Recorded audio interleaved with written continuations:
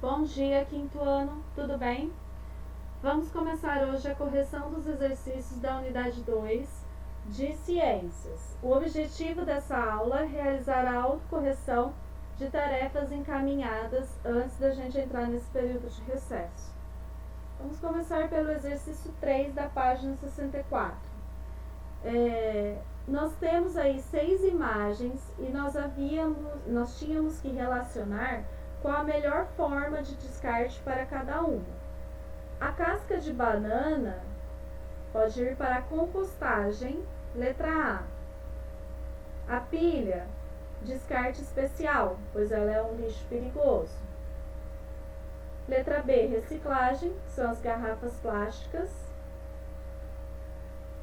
Aqui, letra B, também para reciclagem, essas latas de alumínio. Casca de ovo, dá para aproveitar na compostagem. E os remédios têm que ir para descarte especial, eles também representam aí lixos perigosos. No exercício 4 ele perguntava: como a disposição de resíduos de forma inadequada prejudica o meio ambiente e as pessoas? Bom, descartando de forma incorreta, os resíduos podem contaminar o solo e a água com substâncias tóxicas derivadas da decomposição dos materiais. As pessoas podem ingerir essa água e contrair doenças. O acúmulo de lixo atrai animais que podem transmitir doenças. Então a gente falou, por exemplo, sobre os lixões. Os lixões é um dos exemplos de forma de descarte inadequado do lixo. Vocês também chegaram a citar, terrenos que tem perto da casa de vocês ou perto da casa de um vizinho, de um parente, e que costuma aí ter a presença de animais que contraem doenças aí, que passam doenças para o ser humano, a barata, o rato, entre outros. Então, esse descarte de forma incorreta vai contaminar o solo, por causa da substância tóxica que esse lixo libera na sua decomposição, e atraindo animais também pode passar doenças para o ser humano. Exercício 5, vocês tinham que assinalar as atitudes que caracterizam aí um consumo consciente. Esse exercício 5 ainda está na página 64. Primeira frase: Carolina gosta de presentear as pessoas com produtos artesanais.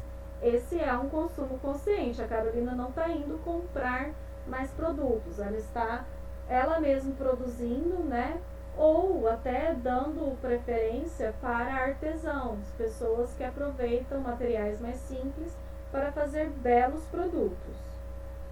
Ana foi tomar um suco em uma lanchonete e recusou o canudinho. Essa atitude tem sido bastante discutida atualmente, o uso do canudinho. Então, recusar o canudinho é uma atitude de consumo consciente. Hoje existem aí os canudos reutilizáveis, ou simplesmente você pode ter um copo. Existem também aqueles copos de silicone, as pessoas costumam carregar dentro da bolsa para poder facilitar aí o consumo de líquidos.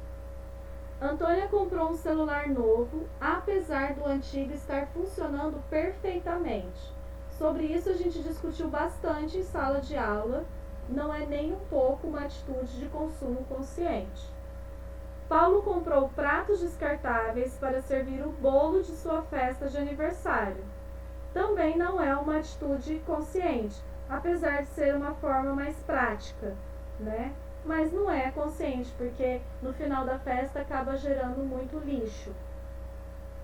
Sérgio leva uma sacola de tecido quando vai fazer compras no mercado. Essa sim é uma atitude consciente, pois evita o uso das sacolinhas de plástico. Lá na página 65, vocês tinham o exercício 6. Essa imagem aí mostrava o seguinte: Clara guardou por alguns meses as latas de produtos em conserva que se esvaziaram em sua casa e as utilizou para fazer vasos para suas plantas. Então ela pegou latinhas de alumínio, de molho, milho verde, ervilha, e reaproveitou para fazer vasinhos. Então Qual dos 5 R's é contemplado pela atitude da Clara? Reutilizar. Ela está reutilizando um material que seria descartado para uma outra função. Por que essa atitude é benéfica para o meio ambiente? Porque evita que as latas se tornem resíduos e também que os materiais e energia sejam gastos para fabricar outros tipos de vasos para as plantas.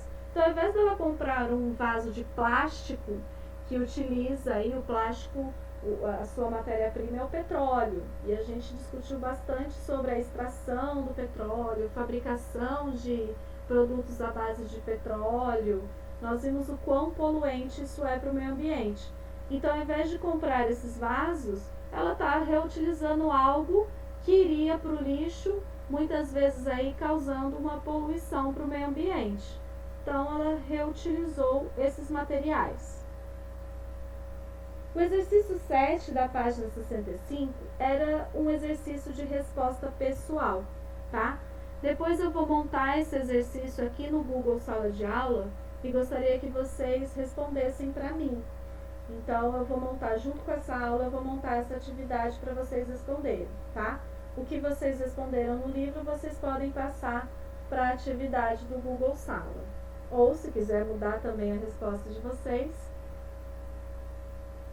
Bom, o exercício 8 da página 66 tinha um texto aí para ser lido e depois vocês tinham que assinalar a alternativa que indica uma forma de se processar os resíduos que pode colaborar para transformar o sistema linear em um sistema cíclico.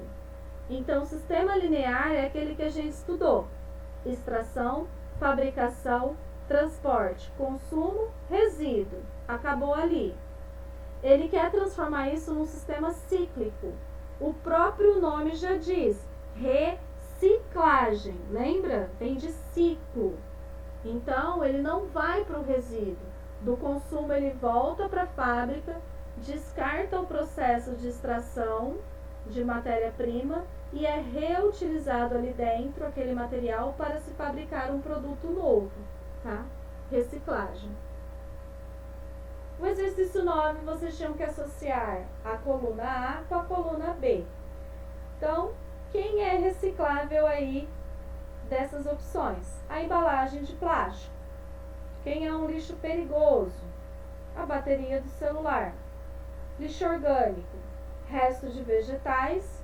Não reciclável e não perigoso, a fita adesiva. Bom, nós tínhamos aí o que eu aprendi nas páginas 68 e 69, tá? Que vocês tinham que colar adesivos. Ele era um grande mapa mental aí, na verdade, que vocês tinham que fazer, tá? Então, começando pelo sistema que nós aprendemos. Temos a extração de matéria-prima, em seguida a fabricação, transporte, consumo e descarte. Tudo isso reflete em resíduos, tá? Depois do descarte, isso vai acabar gerando resíduos. Só que a geração de resíduos vem desde a extração de matéria-prima. Em todas essas etapas está sendo gerado resíduos, a gente não pode esquecer disso, tá bom? Bom, aí temos a continuação lá do outro lado. Alguns tipos de resíduos são orgânicos, não recicláveis e não perigosos, recicláveis e os perigosos. Quais são os destinos desses resíduos? Eles podem ir para a compostagem, no caso de material orgânico, para a reciclagem, para um aterro sanitário e ainda temos a opção do aterro controlado e do lixão. São duas formas não muito indicadas aí, porque elas são mais poluentes, tá? E eles podem ser reduzidos, utilizando aí os 5 R's, reduzir, repensar, recusar, reutilizar e reciclar. E também com o consumo consciente. Se a gente tiver consciência do nosso consumo, a gente vai estar ajudando o meio ambiente, vai estar reduzindo a produção de resíduos, tá certo? Bom, vamos fazer agora a correção das atividades complementares. Nesse primeiro exercício, na verdade o exercício 1 e 2 das atividades complementares, lá da página 174, eram exercícios de resposta pessoal. Eu também vou montar uma atividade aqui no Google Sala de Aula para vocês poderem reproduzir a resposta de vocês, tá? O exercício 3, vocês tinham que completar as lacunas das frases a seguir com as palavras do quadro. A incineração é a queima dos resíduos em locais apropriados e controlados. A incineração reduz o espaço ocupado pelos resíduos. Os incineradores devem contar com filtros para evitar que gases tóxicos contaminem a atmosfera. No Brasil, os resíduos hospitalares são enviados para a incineração, pois nós tínhamos um caça-palavra. Local onde são depositados resíduos que ficam a céu aberto. Não há proteção do solo e pode ocorrer a contaminação do ambiente. Lixão é o melhor destino para resíduos orgânicos. A partir desse processo, eles são transformados em um composto que pode ser utilizado como adubo para plantas. Compostagem. Local de decomposição dos resíduos, onde o único cuidado é cobri-los com terra. Esse é o aterro controlado. E local onde os resíduos são depositados em solo impermeabilizado. Nesse destino, ocorre coleta de chorume e gás metano. Temos então o aterro sanitário. Bom, nossa próxima aula de ciência será terça-feira, dia 31 de março. Qual tarefa? Vocês vão iniciar a unidade 3, leitura das páginas 70 a 75. Tem um exercício na página 72, que é uma atividade de resposta oral, que era para a gente fazer em sala. Eu vou montar essa atividade aqui no Google Sala de Aula para vocês responderem, além daquelas atividades que eram respostas pessoais nessa tarefa que eu acabei de corrigir, tá bom? Bons estudos e até a próxima aula.